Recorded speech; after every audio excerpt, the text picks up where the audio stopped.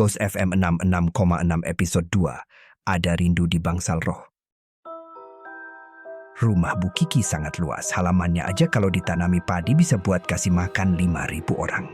Saat mereka masuk di antar asisten rumah tangga, Bu Kiki sedang berenang dengan lincah, mirip bibit ikan. Kalian yang mau mencoba menjadi bagian dari Ghost FM? Kata Bu Kiki mempersilahkan mereka duduk setelah mengenakan handuk. Dia memanggil pelayan yang kemudian datang membawa banyak makanan mewah. Ketiga makhluk kurang duit itu tentu saja tidak menyia-nyiakan aneka seafood di atas meja. Sesungguhnya ini radio apa ya, Buk? Kata Wendy setelah merasa kenyang. Oh, ini adalah radio yang akan menghubungkan dunia orang mati dan dunia orang hidup. Saya pertama kali meneliti gelombang ini karena suami saya meninggal 2 tahun lalu. Saya kesepian sekali dan saya pikir bukan hanya saya yang mengalami ini. Jadi saya mau pergunakan uang saya untuk membangun sebuah radio yang menghubungkan bumi dan dimensi lain. Pasti banyak orang yang ingin kirim salam atau sekadar kirim lagu buat orang-orang yang mereka sayangi di dunia sana. Bagaimana? Kalian tertarik untuk bergabung? Apakah ini akan memakai kemenyan, kembang, dan sejenisnya? Tanya Coki ragu. Oh tidak, saya tahu kamu orangnya sangat logik. Saya tahu sepak terjang kamu soal jual obat rasa matcha dan red velvet. Tenang, ini akan benar-benar melibatkan sains dan ilmu pengetahuan. Kita tidak akan menggunakan dukun dan Lucifer. Bagaimana? Kamu tertarik? Berapa gajinya? Tanya Surya. Gajinya cukup lumayan. Saya yakin anak-anak susah bayar kosan seperti kalian akan sedikit merasa sejahtera. Baiklah, kita terima. Wendy menerima uluran tangan Bu Kiki. Baiklah, saya akan kabari kalian untuk meeting selanjutnya. Anak-anak diantar pulang oleh asisten rumah tangga setelah diberi setumpuk uang sebagai ongkos. Uangnya cukup buat bayar kosan kita bertiga selama sebulan tuh. Jangan diganggu gugat, kasihan chef. Kita cari angkot aja ke jalan raya, ya, kata Surya. Wendy dan Coki setuju. Kim saat berjalan melewati sebuah gedung. Wendy mendadak menghentikan 2 orang temannya itu. Itu Chef Renata bukan? Coki tiba-tiba melihat seorang perempuan memasuki rumah sakit beberapa meter di depan mereka. Chef Renata jenguk siapa tuh? Katanya Chef udah nggak punya siapa-siapa kan semenjak Emak Lesti meninggal. Wendy mengingatkan teman-temannya. Mereka berusaha bersikap biasa di depan satpam yang sedikit curiga melihat mereka. Di atas kepala satpam itu seperti ada lingkaran berkedip-kedip. Stop! Kalian dari dunia mana? Mereka sahabat saya, Pak. Tolong beri izin mereka masuk. Tiba-tiba Renata muncul dari balik pintu. Tapi Chef, ini bahaya buat mereka. Bahaya? Bahaya kenapa? Anak-anak bertanya-tanya. Saya yang tanggung jawab. Mereka nggak akan lama di sini. Chef Renata merayu satpam berjubah itu. Siap, Chef. Tapi sebentar saja. Ya, sebentar lagi jam visit Tuhan untuk mengucapkan selamat malam. Tuhan? Renata tak menjawab. Hanya memberi isyarat dengan tangan. Mereka pasrah mengikuti Renata memasuki bangsal rumah sakit itu. Chef ini tempat apa? Coki penasaran bercampur rasa takut. Ini rumah sakit jiwa di dunia kematian. Apa? Mereka berteriak kencang sekali. Beberapa perawat yang sedang bekerja melihat ke arah mereka. Rumah sakit? Iya, saya juga heran kalian bisa melihat tempat ini. Harusnya hanya orang-orang tertentu yang bisa melihat tempat ini. Anyway, saya bekerja sebagai kokih di sini. Sampai ibu naik ke dimensi selanjutnya. Ibu? Emak Lesti maksudnya? Chef? Ya, ibu masih berada di bangsal ini karena masih banyak urusan yang belum selesai.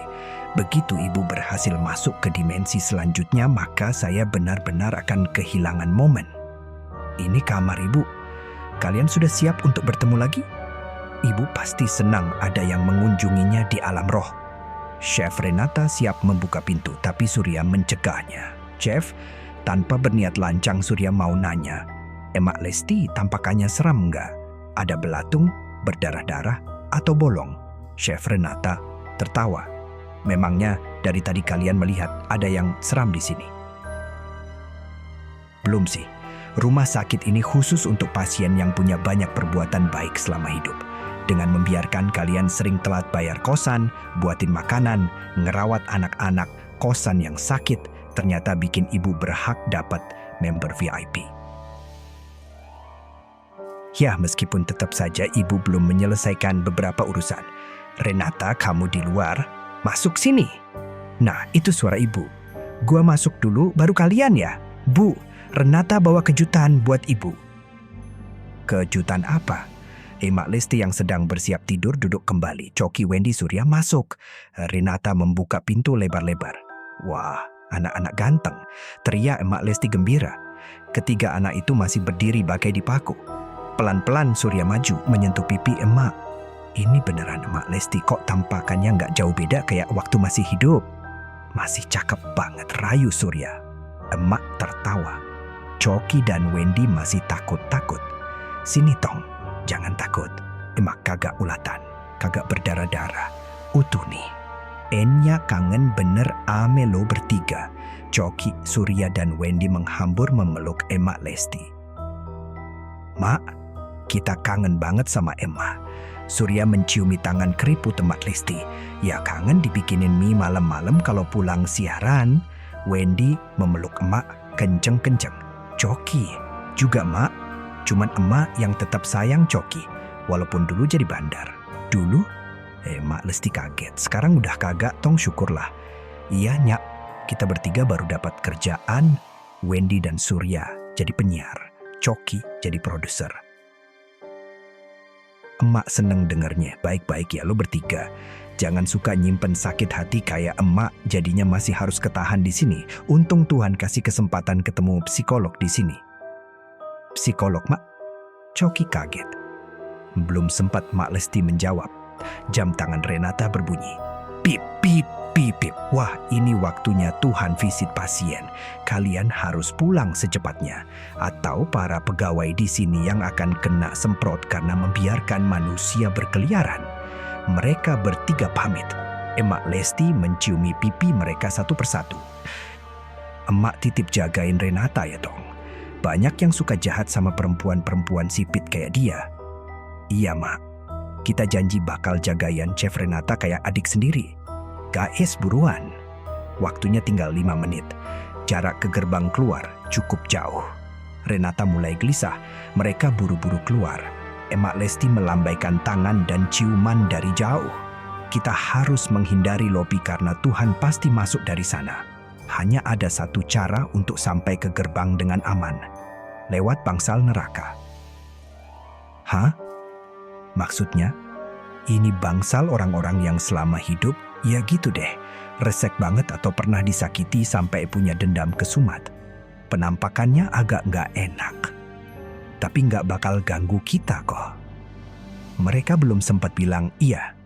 Chef Renata sudah berputar ke arah lorong baru meninggalkan ruangan VIP. Mereka tiba di sebuah bangsal yang lebih redup, tidak seterang ruang VIP. Aduh, benar saja. Di sini pemandangannya benar-benar mengerikan. Malam, Chef. Sapa seorang anak remaja cewek.